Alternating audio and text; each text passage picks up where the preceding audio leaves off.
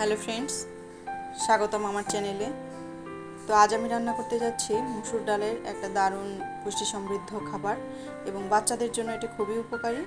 আমরা যে খিচুড়িটা রান্না করি বাচ্চাদের জন্য, যারা 6 মাসের পর যে বেবিদের আমরা খিচুড়ি দিই, এর থেকে 5 বছর অবধিও আমরা বাচ্চাদের খিচুড়ি সাধারণত দিয়ে থাকি, এই সব সবজি মিলিয়ে যে খিচুড়িটা।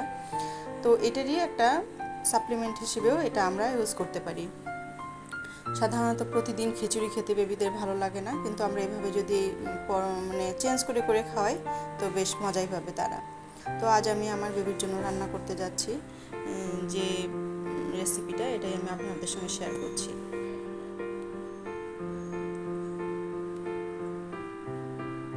প্যানে আমি পেঁয়াজ দিয়ে দিলাম। পেঁয়াজটা হালকা ভেজে যে আমি সবজিটা দেখালাম, এই যে গাজর, গাজর, পেঁপে, বরবটি এবং একটি আলু দিয়ে দিলাম এবং সাথে আমি লবণ দিয়ে দিচ্ছি, হলুদ দিয়ে দিলাম। এটা স্বাদ মতো আমরা যে যেরকম খাই সেরকম লবণটা দেবো। তবে বেবিদের বেলায় আরেকটু আমাদের ভাবতে হবে তারা কীরকম খায়, কারণ তাদেরও টেস্টের সেই সেন্সেশন আছে। তো আমি একটু সবজিটা নাড়াচাড়া করে দিচ্ছি, কিছুক্ষণ ভাজা করব। কিছুক্ষণ বলতে সামান্য 2-3 মিনিট, যাতে কাঁচা গন্ধটা আর কি না থাকে, সেজন্যই।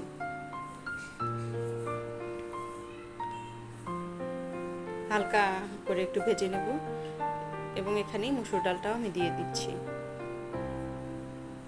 মুসুর ডালটা দিয়ে দিলাম। এই মুসুর ডাল দেওয়ার পরেও আমি একটু হালকা করে মুসুর ডাল সহ এটা ভেজে নেব। একটু, খুব বেশি ভাজা না, সামান্য। কিছুক্ষণ ভেজে নেওয়ার পরে আমি জলটা দিয়ে দেবো এখানে।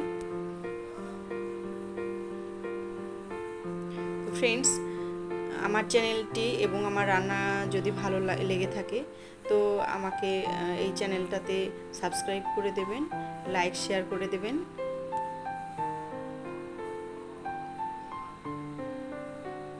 যদি ভালো লেগে থাকে লাইক দেবেন, তাতেও আরও উৎসাহিত হব। তো আমি ডালটা একটু নাড়াচাড়া করে দিচ্ছি।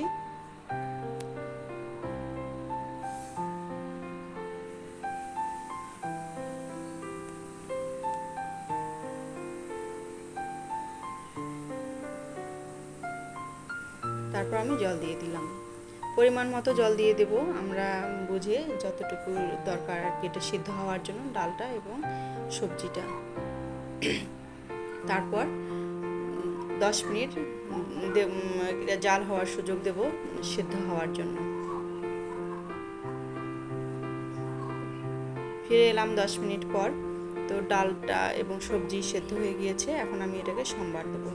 আরেকটি প্যানে তেল ঢেলে দিলাম। তেলটা গরম হওয়ার পরে আমি এখানে শুকনো মরিচ দিলাম 2টো। আমি কাঁচা মরিচ ওই ডালে সেদ্ধই দিইনি, আপনারা বড়রা খেলে দেবেন, কারণ বেবি ঝাল লাগবে এবং ঝাল লাগলে বেবি আর এটা মুখে নেবে না। আমি 2টো শুকনো মরিচ দিলাম, তেজপাতা দিলাম এবং এখানে পেঁয়াজ রসুন দিয়ে দেব। এটা একটু হালকা বলতে একটু খুব বেশি ভাজা না, হালকা লাল করে আমি একটু ভাজবো।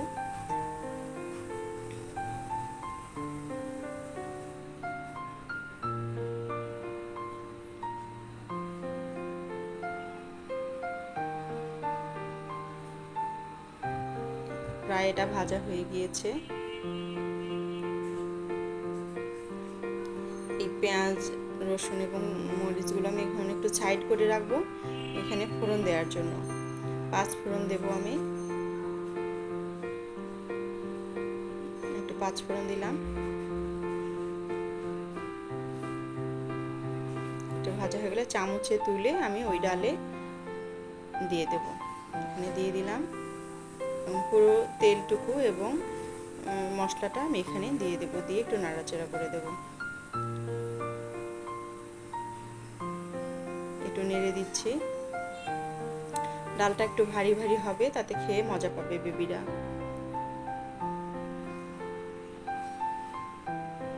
এই ডালটা সকালে রুটির সঙ্গেও খেতে বেশ মজা লাগে। আমি নামিয়ে নিলাম এবং তারপর একটু ধনেপাতা উপরে দিয়ে দিলাম, দিয়ে নেড়ে দেব, উপর নিচ করে দেব, দিলে গন্ধটা ছড়াবে বেশ ভালোই।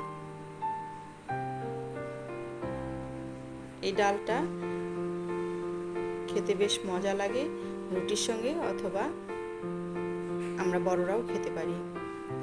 তো ফ্রেন্ডস, আজ এ পর্যন্তই। ভালো লাগলে লাইক শেয়ার করে দেবেন। আগামী দিনে আবারও আসবো নতুন কোনো রেসিপি নিয়ে। সে পর্যন্ত ভালো থাকবেন, সুস্থ থাকবেন।